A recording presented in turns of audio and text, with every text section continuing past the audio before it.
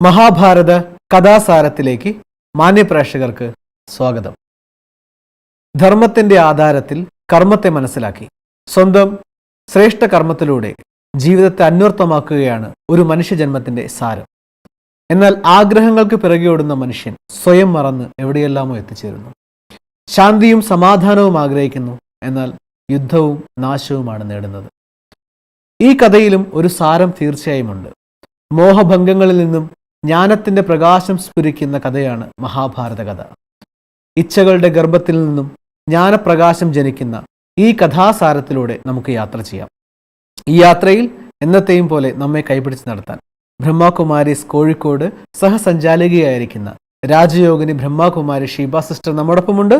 Sister, നമുക്ക് ഈ പരിപാടിയിലേക്ക് സ്നേഹപൂർവ്വം സ്വാഗതം ചെയ്യാം. സ്വാഗതം സിസ്റ്റർ. ഓം ശാന്തി. ഓം ശാന്തി. സിസ്റ്റർ, നമ്മൾ കഴിഞ്ഞ 2 എപ്പിസോഡുകളിൽ വളരെ വിശദമായി തന്നെ ഒരുപാട് കാര്യങ്ങൾ ചർച്ച ചെയ്തു. ഇന്ന് നമ്മൾ ഏറ്റവും വലിയൊരു, അതായത് മഹാഭാരത എന്ന കഥയിലെ ഏറ്റവും മഹത്തായ ഒരു സന്ദർഭത്തിലാണ് എത്തി നിൽക്കുന്നത്. ഭീഷ്മ പ്രതിജ്ഞ.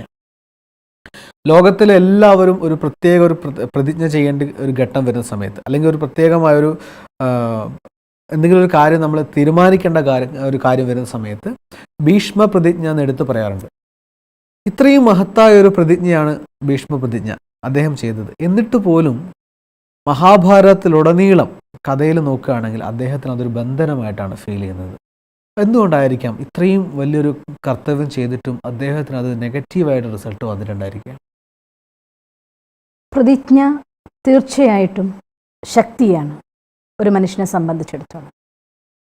പ്രതിജ്ഞ പാലിക്കുക എന്നുള്ളത് അനിവാര്യമായിട്ടുള്ള ഘടകമാണ്. പക്ഷേ പ്രതിജ്ഞ എടുക്കും മുന്ന്, നമ്മൾ പറയും ഏതൊരു ചിന്തയ്ക്കും മുന്ന് ഒരു മനുഷ്യൻ ഒരു വാക്ക് കൊടുക്കും മുന്ന് ചിന്തിക്കണം. ഒരു കാര്യം നമ്മളൊരു പ്രതിജ്ഞ എടുക്കും മുന്ന് പലവട്ടം ആവർത്തിച്ച് ആലോചിച്ച് മനസ്സിലാക്കി ഇതിൻ്റെ വരും വരായകൾ എന്തെന്ന് ചിന്തിച്ച് എന്നിട്ട് വേണം ഒരു പ്രതിജ്ഞ എടുക്കാനായിട്ട്. പക്ഷേ ഇതങ്ങനെ ഉണ്ടായൊരു പ്രതിജ്ഞയല്ല. തൻ്റെ അച്ഛനോടുള്ളതായിരിക്കുന്ന ഒരു മകൻ്റെ അകമഴിഞ്ഞ സ്നേഹം. മഹാഭാരത കഥയിലൂടെ യാത്ര ചെയ്യുമ്പോൾ നമുക്കറിയാം, 25 വർഷങ്ങൾ തൻ്റെ പിതാവിൻ്റെ സ്നേഹം കിട്ടാതിരുന്നൊരു പുത്രൻ ആദ്യമായിട്ട് അച്ഛൻ്റെ അടുത്തേക്ക് വന്നിരിക്കുകയാണ്. അമ്മയിൽ നിന്ന് അച്ഛനെക്കുറിച്ച് കേട്ടറിഞ്ഞതായിട്ടുള്ള വീരകഥകൾ മാത്രം. അപ്പോൾ മനസ്സിൽ മുഴുവൻ അച്ഛൻ എന്നതൊരു വലിയ സ്വപ്നമാണ്. ആ സ്വപ്നത്തിൻ്റെ അടുത്തേക്ക് വന്നിട്ട് ആ പർവ്വതത്തിൻ്റെ അടുത്ത് വരുമ്പോൾ അവരുടെ ദുഃഖ കാരണം ഞാനാകുന്നു എന്ന് പറയുന്ന ഒരവസ്ഥ ഒന്ന് ചിന്തിച്ചു നോക്കിയേ. ഏതൊരു മകനും താങ്ങാൻ പറ്റില്ല. അപ്പോൾ ഇവരുടെ ദുഃഖ കാരണം ഞാനാണെന്ന് മനസ്സിലാവുമ്പോൾ ആ ദുഃഖത്തെ ഇല്ലാതാക്കുക, എൻ്റെ അച്ഛൻ്റെ ദുഃഖം ഇല്ലാതാക്കുക എന്നത് മാത്രമായിരുന്നു ആ സമയത്ത്. വെറും ഒരു പുത്രനായി മാറുകയാണ്. അപ്പോൾ അങ്ങനെയുള്ളതായിരിക്കുന്ന ഒരു ഫീലിങ്ങിൽ ഇമോഷണലി ചാർജ് ആയിക്കൊണ്ടാണ് ഈ ഒരു പ്രതിജ്ഞ എടുക്കുന്നത്. ഈ പ്രതിജ്ഞയുടെ അനന്തരഫലമായിക്കൊണ്ട് മഹാഭാരത കഥ നോക്കിയാൽ ഭീഷ്മ പ്രതിജ്ഞ ഇല്ലായിരുന്നുവെങ്കിൽ മഹാഭാരത കഥയേ ഇല്ലായിരുന്നു. അപ്പം ആ പ്രതിജ്ഞയാണ് മഹാഭാരത കഥയ്ക്ക് വേറൊരു കാരണക്കാരനാവുന്നത്. കാരണം ഭീഷ്മർ അഥവാ വിവാഹിതനായിരുന്നുവെങ്കിൽ, ഭീഷ്മരുടെ പുത്രന്മാർ രാജ്യാവകാശികളായി വരുന്നുവെങ്കിൽ ധർമ്മവും ശക്തിയും ഒന്നിക്കുന്ന സാമ്രാജ്യമാകുമായിരുന്നു. രണ്ടും രണ്ടാക്കുകയും പ്രതിജ്ഞ എന്തായിരുന്നു? എനിക്ക് ഒരു വരം ചോദിച്ചത് കഴിഞ്ഞ ശേഷം എനിക്ക് ധർമ്മവും ശക്തിയും ഒന്നിച്ച് ഹസ്തിനാപുരത്തിൽ വാഴും വരെ ജീവിച്ചിരിക്കണം എന്ന്. അപ്പോൾ ഇൻഡയറക്റ്റ്ലി എൻ്റെ ഹാർട്ട് ഉൾക്കൊണ്ട് കഴിഞ്ഞിരിക്കുന്നു ഇതോടെ ധർമ്മവും ശക്തിയും രണ്ടാകുന്നു എന്ന്. ശരിയല്ലേ? ചിന്തിച്ച് നോക്കിയേ. അപ്പോൾ എനിക്ക് ഇമോഷണലായിട്ട് ഞാനൊരു തീരുമാനം എടുക്കുമ്പോൾ ആ പ്രതിജ്ഞയാണ് പലപ്പോഴും അശാന്തമായിരിക്കുന്ന മനസ്സിനെ ശാന്തമാക്കാൻ വേണ്ടിയാണ് പ്രതിജ്ഞ എടുക്കുന്നത്, അല്ലാതെ ശാന്തമായ മനസ്സിൽ നിന്നല്ല പ്രതിജ്ഞ എടുക്കുന്നത്. അങ്ങനെയുള്ള പ്രതിജ്ഞകൾ അത് ആർക്ക് കൊടുത്ത വാക്കാണെങ്കിലും അത് മനുഷ്യന് സദാ ദുഃഖമായിട്ട് മാറുകയുള്ളൂ. അപ്പോൾ ഒരു പ്രതിജ്ഞ എടുത്ത ഒരാൾ ആ ഇമോഷണലായിട്ട് ചാർജായിട്ട് എടുത്തതാണെങ്കിലും ഏത് സാഹചര്യം കൊണ്ട് എടുത്തതാണെങ്കിലും ആ പ്രതിജ്ഞയ്ക്ക് വേണ്ടി അന്തിമ ശ്വാസം വരെ നിലനിൽക്കുകയാണ്. അതുകൊണ്ടാണ് ഭീഷ്മ പ്രതിജ്ഞയുടെ മഹത്വം. ഇന്നത്തെ ലോകം എന്ന് പറഞ്ഞു കഴിഞ്ഞാൽ വാക്കല്ലേ മാറ്റാൻ പറ്റുള്ളൂ, കയ്യും കാലും വെട്ടി മാറ്റാൻ പറ്റുള്ളൂ എന്ന് പറയുന്ന ലോകത്താണ് നമ്മൾ ജീവിക്കുന്നത്. ഒന്ന് ചിന്തിച്ചു നോക്കണം. അപ്പോൾ ഇവിടെ ഒത്തിരി പ്രാധാന്യമുള്ള കാര്യമാണ് വാക്ക് പറഞ്ഞാൽ വാക്ക് പാലിക്കുക എന്നുള്ളത്. പക്ഷേ ഈ വാക്ക് പറയുമ്പോൾ പ്രതിജ്ഞ ഞാൻ പാലിക്കണോ വേണ്ടേ എന്ന് ചിന്തിക്കുന്ന സമയം വരുമ്പോൾ ആ പ്രതിജ്ഞ എടുക്കും മുന്നേ ഞാൻ ആലോചിച്ചിട്ടേ പ്രതിജ്ഞ എടുക്കാവൂ എന്നതാണ്. അതുകൊണ്ട് നമ്മൾ നേരത്തെ പറഞ്ഞില്ലേ SQ EQ കുറിച്ചൊക്കെ സംസാരിച്ചില്ലേ. കാരണം SQ സ്ട്രോങ് ആണെങ്കിൽ അവിടെ EQ നമ്മളെ കൺട്രോൾ ചെയ്യില്ല. EQ-നാണ് നമ്മളെ കൺട്രോൾ ചെയ്യുന്നതെങ്കിൽ ഞാൻ ഇപ്പോഴത്തെ ഈ സമയത്ത് എൻ്റെ ഹാപ്പിനെസ്, ഈ സമയത്തെ പ്രശ്നത്തിനുള്ള സൊല്യൂഷൻ അത് മാത്രമേ നോക്കുള്ളൂ. വിസ്ഡം, വിവേകം പ്രവർത്തിക്കില്ല. അവർ നോളജ് മാസ്റ്റേഴ്സായിട്ട് ആക്ട് ചെയ്യും. കാരണം എൻ്റെ അച്ഛന് ഞാൻ കാരണം ദുഃഖമുണ്ടോ എന്നാൽ ഞാൻ ആ ദുഃഖം ഇല്ലാതാക്കിയിരിക്കും. അതേസമയം അതുമൂലം ഉണ്ടാകാവുന്ന എൻ്റെ ധർമ്മത്തിൽ നിന്ന്, കർത്തവ്യത്തിൽ നിന്നുള്ള വ്യതിചലനം അദ്ദേഹം ചിന്തിച്ചില്ല. ഒരു യുവരാജാവിനെ സംബന്ധിച്ചിടത്തോളം തൻ്റെ രാജ്യത്തോടും കടപ്പാടുണ്ട്, സ്വന്തം അച്ഛനോട് കടപ്പാടില്ലെന്നല്ല. നമ്മുടെ വേദങ്ങൾ നമ്മളെ പഠിപ്പിക്കുന്നത് പഞ്ചമഹായജ്ഞങ്ങളെക്കുറിച്ച്. തീർച്ചയായിട്ടും നമുക്ക് നമ്മുടെ മാതാപിതാക്കളോടും കടമയും കർത്തവ്യമൊക്കെ വേണം. പക്ഷേ അതിലപ്പുറം ഒരു രാജാവിനെ സംബന്ധിച്ചിടത്തോളം ധർമ്മങ്ങൾ എടുത്തു നോക്കുകയാണെങ്കിൽ നമ്മൾ പറയില്ലേ, സ്വധർമ്മം, നമ്മുടെ കുടുംബത്തോടുള്ള ധർമ്മമുണ്ട്, നമ്മുടെ സമൂഹത്തോടുള്ള ധർമ്മമുണ്ട്, നമ്മൾ ജീവിക്കുന്ന ദേശത്തോടുള്ള ധർമ്മമുണ്ട്, രാഷ്ട്രത്തോടുള്ള ധർമ്മമുണ്ട്. ഈ എല്ലാ ധർമ്മങ്ങളിലും വെച്ച് ഒരു രാജാവിനെ സംബന്ധിച്ചിടത്തോളം പ്രഥമ പ്രാധാന്യം എന്തിനുള്ളതാണ്? രാജ്യധർമ്മമാണ്. അതാണ് ആ സ്ഥാനത്തിൻ്റെ മഹത്വവും.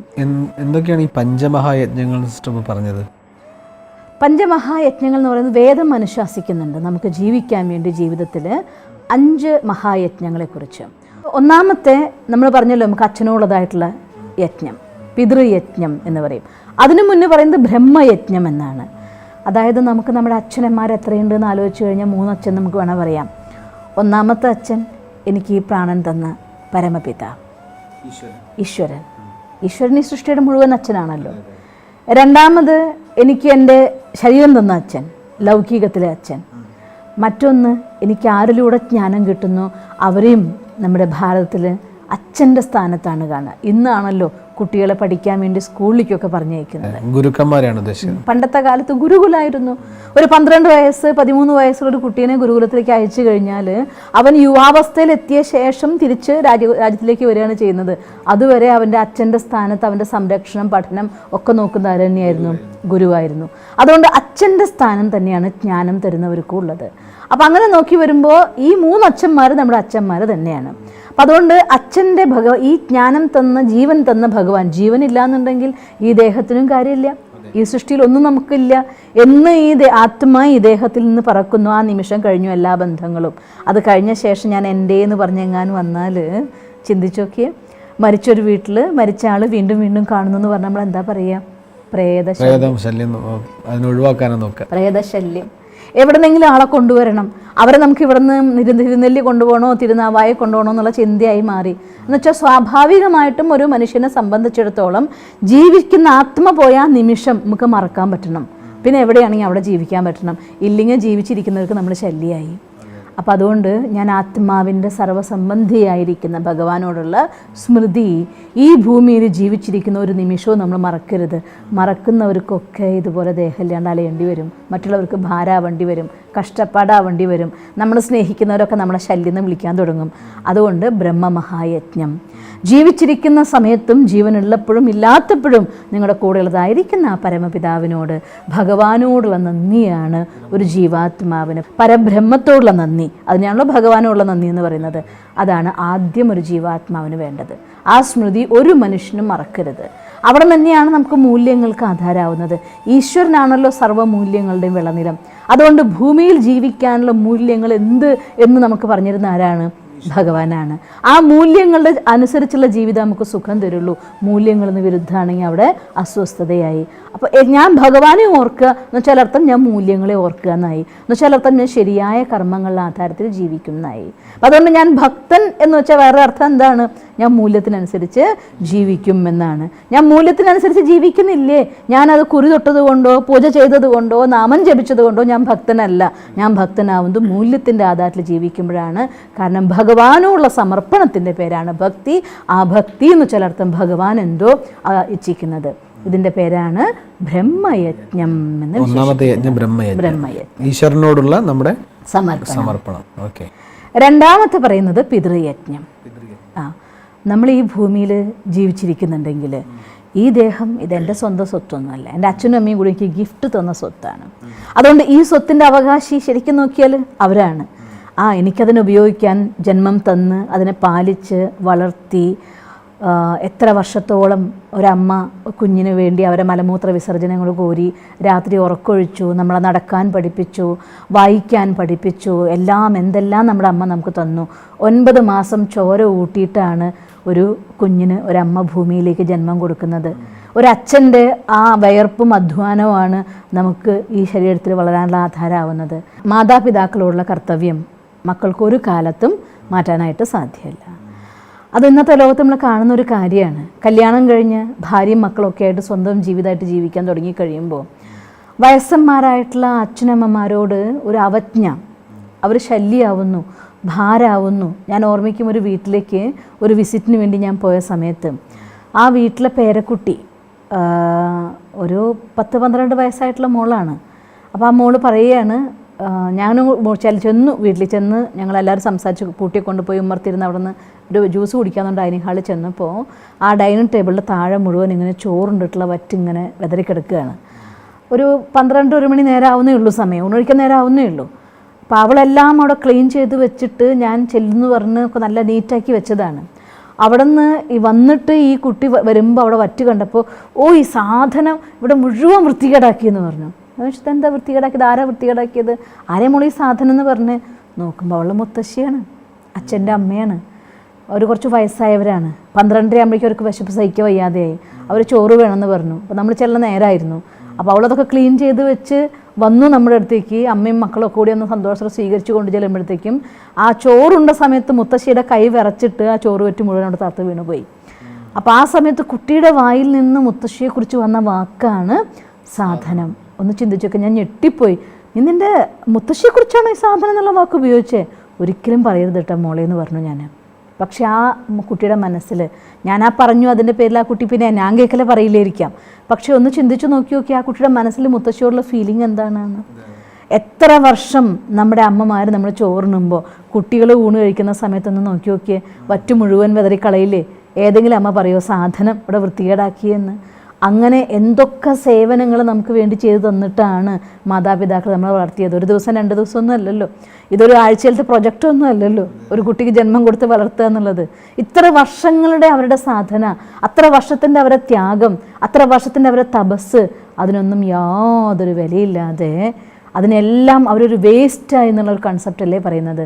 അങ്ങനെയുള്ള മക്കളാണ് വാർദ്ധക്യത്തിലിരിക്കുന്നതായിട്ടുള്ള മാതാപിതാക്കളെ കൊണ്ട് വൃദ്ധസദനങ്ങൾ തേടി പോകുന്നത്. അവർ മനസ്സിലാക്കുന്നില്ല അവർക്ക് ജന്മാന്തരത്തേക്ക്. ചില കുട്ടികൾ ജനിക്കുമ്പോൾ തന്നെ വലിച്ചെറിയുന്നില്ലേ മാതാപിതാക്കൾ? എന്തുകൊണ്ടാണ് നമ്മൾ പറയുക, കുഞ്ഞെന്ത് തെറ്റ് ചെയ്തു? ജനിക്കുമ്പോൾ തന്നെ അച്ഛനും അമ്മയും അതിനെ അനാഥാക്കാൻ വേണ്ടി ആ കുഞ്ഞെന്ത് തെറ്റ് ചെയ്തു? മകനും മകളും ജീവിച്ചിരിക്കെ തന്നെ തൻ്റെ അച്ഛനും അമ്മേനെയും കൊണ്ട് അനാഥരാക്കി അനാഥാശ്രമത്തിൽ വൃദ്ധസദനത്തിൽ കൊണ്ടാക്കിയപ്പോൾ ഓർത്തില്ലേ ഞാൻ എൻ്റെ കർമ്മം കൊണ്ട് ഞാനിത് ബുക്ക് ചെയ്യാണ് എന്ന്. അതുകൊണ്ട് അടുത്ത ജന്മം കുട്ടി ജനിക്കും. ജനിച്ച ശേഷം അച്ഛനും അമ്മയും അമ്മത്തൊട്ടിൽ കൊണ്ടാക്കി അല്ലെങ്കിൽ അവിടെയും കൊണ്ടിട്ടിട്ട് പോയി ആരെങ്കിലും കൊണ്ട് കുട്ടിയെ കൊണ്ടുപോകേണ്ട ഗതികേട് വരുന്നു. കർമ്മം ഒരാൾക്കും മാറ്റാനായിട്ട് സാധിക്കുന്ന ഒന്നല്ല. അതുകൊണ്ട് കർമ്മം എന്ന പാശം കൊണ്ട് കെട്ടപ്പെട്ടാണ് നമ്മളൊക്കെ ജീവിക്കുന്നത്. അതുകൊണ്ട് നമുക്ക് ഓരോ ജീവിതത്തിൽ ഓരോരോ ഘട്ടങ്ങൾ നമ്മൾ ചെയ്യേണ്ട ഓരോ കർമ്മങ്ങളുണ്ട്. അത് നമ്മൾ തീർച്ചയായിട്ടും നമ്മൾ ചെയ്തേ പറ്റൂ. എൻ്റെ അച്ഛനും അമ്മയുള്ളതായിട്ടുള്ള കർമ്മം ആ കുട്ടിയെ സംബന്ധിച്ചിടത്തോളം അവളുടെ അച്ഛനും അമ്മയല്ലല്ലോ, അവളുടെ മുത്തശ്ശിയാണ്. പക്ഷെ നമ്മൾ അറിയാതിരിക്കുകയാണ് എൻ്റെ അച്ഛനും അച്ഛനെ അമ്മയാക്കിയത് അത് ഇവരുടെ ജന്മം തന്നെയല്ലേ. അതുകൊണ്ട് എൻ്റെ അച്ഛനോടും അമ്മയോടുള്ള കർത്തവ്യം കൊണ്ട് അവിടെ അവസാനിക്കുന്നില്ല. എൻ്റെ അച്ഛൻ്റെ അച്ഛനോടും എനിക്ക് കർത്തവ്യമുണ്ട്. അങ്ങനെ നോക്കി വരുമ്പോൾ എൻ്റെ അച്ഛൻ്റെ അച്ഛനോടുള്ള കർത്തവ്യം കൊണ്ട് നിൽക്കില്ല, അവരുടെ അച്ഛനോടും എനിക്ക് കർത്തവ്യമുണ്ട്. അതുകൊണ്ടാണ് ഈ പിതൃക്കളെ ഊട്ടുക എന്നൊക്കെ പറയാൻ കാരണം തന്നെ. എൻ്റെ അച്ഛന് വേണ്ടിയിട്ടുള്ള ശ്രദ്ധ എന്ന് മാത്രമല്ലല്ലോ പറയുന്നത്, പിതൃക്കൾക്ക് വേണ്ടി എന്ന് വെച്ചാൽ അർത്ഥം പിതൃക്കൾക്ക് വേണ്ടി കൊടുത്ത് അവരൊക്കെ വന്ന് കഴിക്കണമെന്നല്ല.